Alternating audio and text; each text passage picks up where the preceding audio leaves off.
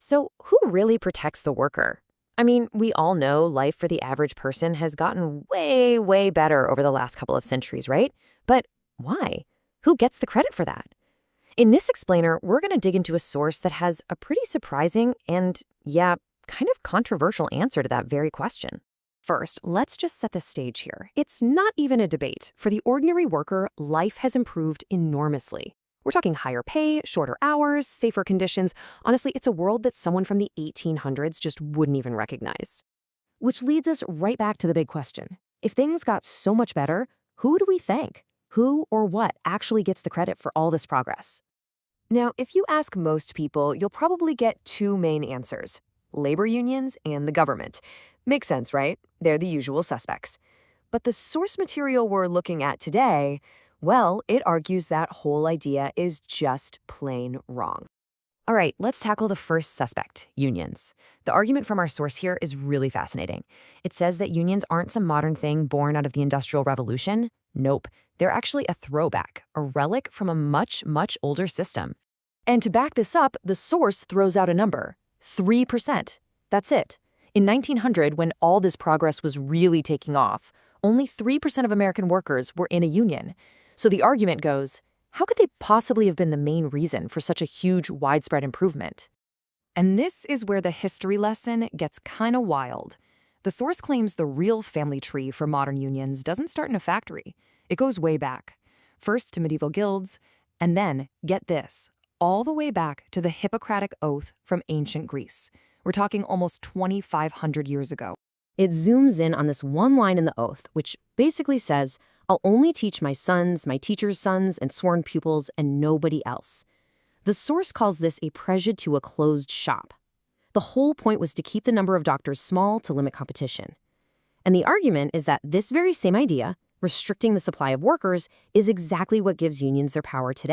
Okay, so if unions aren't the main reason for progress for everybody, then who do they actually help? And this gets us to the real economic meat of the source's argument. So check this out. According to the source, yeah, union workers do get a nice bump, about 10 to 15% higher wages. But here's the kicker. The source argues that money doesn't come out of the company's pocket. It comes from other workers. It claims that non-union wages actually get pushed down by about 4% because now there are more people fighting for fewer non-union jobs. So how does this work? The source says it all boils down to one thing: limiting the number of available workers. You know, they can push for a wage that's so high that companies just hire fewer people. Or, and this often involves the government, they can use things like licensing requirements to make it harder for new people to even get into the profession in the first place. Okay, so that's the case against unions. What about our second suspect, the government? Well, the source makes a pretty similar historical point here. For most of U.S. history, the government just wasn't that involved in the economy, so it's kind of hard to argue it was the main force for progress all along. But, okay, what about more recent stuff? The source really hones in on a big one: the minimum wage. And it asks a really pointed question. Does this policy actually protect the most vulnerable workers like it's supposed to? And the argument here is pretty controversial. The source claims the minimum wage actually forces employers to discriminate against people with low skills. Think about it. If your skills right now are only worth, say, $10 an hour, but the minimum wage is $15, well, an employer is literally breaking the law if they hire you. The source says you're just priced out of the job market, and you lose that chance to get the experience that would make your skills worth more. And to back this up, the source points to teenage unemployment.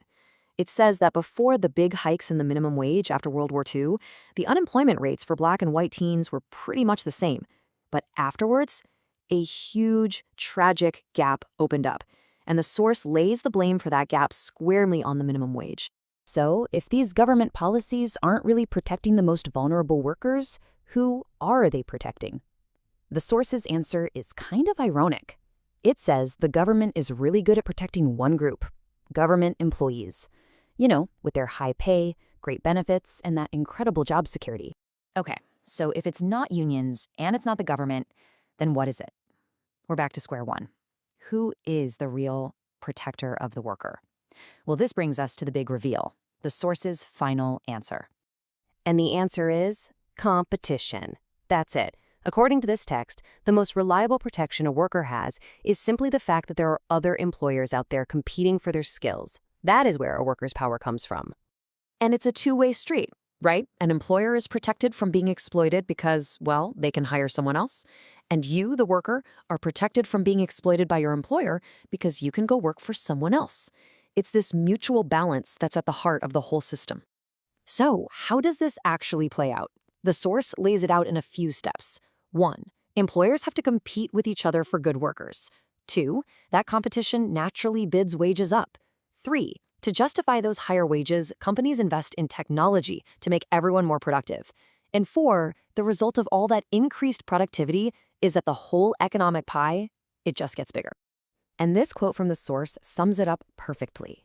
The idea is that when the whole pie gets bigger, there's more for the worker, sure, but there's also more for the employer, for investors, for consumers, even for the tax collector. It's not a zero-sum game where one person's gain is another's loss. Everybody benefits. So, to wrap it all up, the big takeaway from this source is this.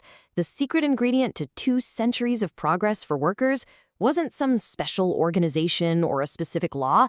It was the free market itself, just naturally spreading the benefits of a growing economy. And that leaves us with a really important question for today.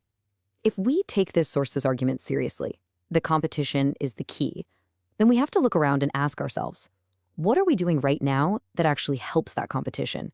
And, maybe more importantly, what are we doing that's getting in its way?